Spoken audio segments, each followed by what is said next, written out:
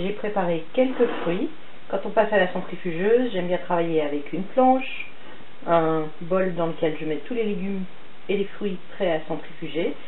Je vais peler les oranges, couper les pommes en quartiers et les carottes, elles resteront entières. Un des points très positifs, je peux mettre une orange complète et commencer à faire la centrifugeuse.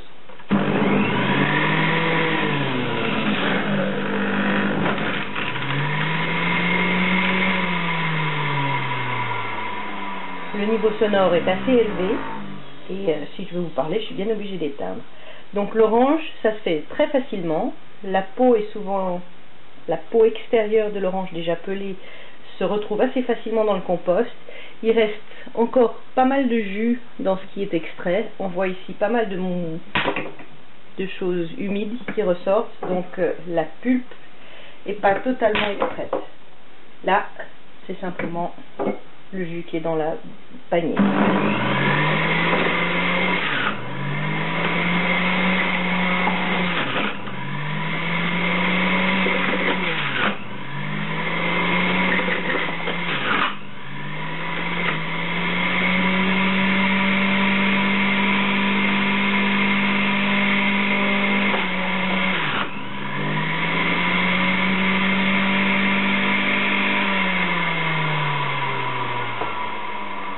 J'ai donc continué avec les pommes. Il y avait la valeur de 2 pommes, plus une demi-orange. Donc dans ce jus, j'ai une orange et demie et 2 pommes. Il y a pas mal de pulpe qui passe. On voit ici la pulpe qui reste, qui est encore humide. C'est un petit peu le reproche que je ferais, c'est que la pulpe n'est pas complètement... le jus n'est pas complètement extrait de la pulpe. Sinon, ça se passe assez bien. Premier niveau, pomme, orange, le test est concluant. On va commencer avec des choses un peu plus dures. Je vais m'amuser avec des haricots.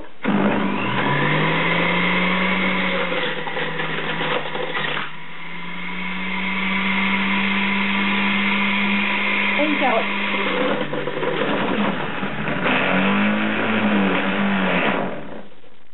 Alors, les haricots, ça s'est assez bien passé, c'est assez malléable.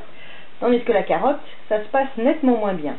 Et la raison en est, dans le petit livre, c'est marqué qu'il faut aller à 2. Alors on va aller à 2.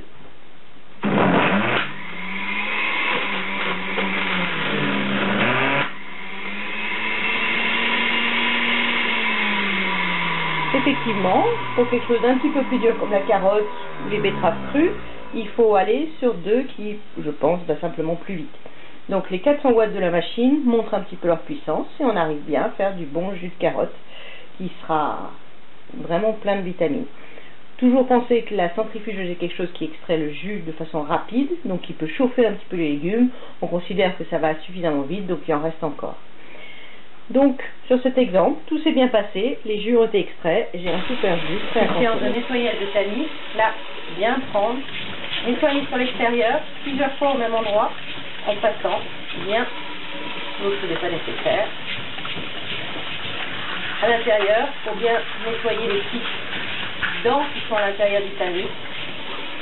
Rien de bien compliqué, mais il faut bien insister pour que ce soit propre à chaque fois. Une fois que le tamis est bien nettoyé comme ça, il est prêt à repartir. Même si le reste de la machine n'est pas nettoyé, là on peut recommencer à faire du jus. On va continuer le test avec des choses un petit peu différentes, des légumes, du gingembre, et on va voir si on récupère du jus.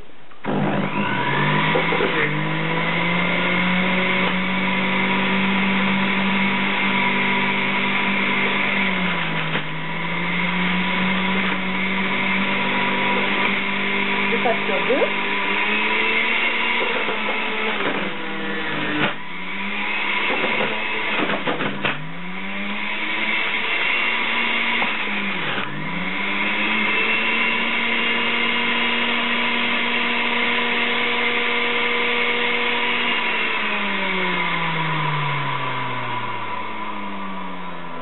Donc ici, la salade s'est très bien passée, l'extraction a eu lieu. Ensuite, le panais, il a fallu monter sur 2 parce que c'est quelque chose d'un peu dur. Et effectivement, le jus s'est bien extrait. Donc en montant en vitesse, on arrive même à faire du panais. Le panais est un genre de carotte blanche, extrêmement dure en son centre. Donc beaucoup plus difficile à faire. On a quand même réussi à extraire du jus vert de la salade, qui est normalement quelque chose d'assez difficile à faire en jus à la centrifugeuse. Ça passe, donc impeccable. Je vais maintenant vous montrer la pulpe qui tombe bien dans le conteneur, sans problème. La pulpe est finalement assez sèche, donc rien à dire. De ce côté-là, ça marche bien. Là où il y a pas mal de choses qui restent, et c'est ce qui explique qu'il va falloir le nettoyer assez souvent. D'une part, dans le tamis est bien encombré. Là, il fait le moment que je le nettoie, malgré le fait que le conteneur, lui, ne soit pas encore complètement rempli. Ici, de la pulpe s'accumule sur les bords, donc il est nécessaire et recommandé de la nettoyer avant de continuer. Donc avant de continuer pour faire d'autres jus, il est nécessaire de nettoyer le tamis. On a vu que quand le panais est passé, ce qui demande une vitesse supérieure et donc une force supérieure, la machine vibre énormément. Je ne sais pas combien de temps ça va la faire durer, mais c'est pas quelque chose à faire trop souvent. Donc c'est une machine qui est bien à recommander pour tout ce qui est fruits et légumes pas trop durs. Du fenouil ça passe, le gingembre passe très bien, les pommes et les oranges sont très bien passées. Les choses comme les carottes, les panais, je pense qu'il ne doit pas falloir prendre cette machine trop souvent, sous peine de la voir bouger, vibrer, et probablement au bout d'un moment le plastique ne va pas résister. Sinon, pour 40 €, 39,90 pour être exact, 400 watts de puissance, la petite machine résiste bien et marche bien. À ce prix-là, elle voici une machine bien faite, facile à nettoyer, facile à manipuler. 400 watts. Sur la position 2, on peut faire des légumes un petit peu plus durs.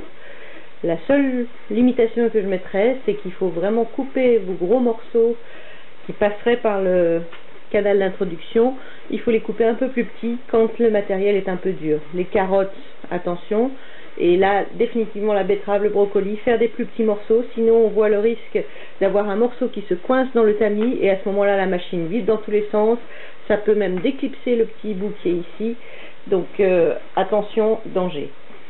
La machine est livrée avec un mode d'emploi. Le mode d'emploi est en allemand et en anglais. C'est écrit assez petit. Il n'y a rien de particulier, de bien intéressant mis dedans. Pas de mode d'emploi en français, petit bémol, pour le marché français.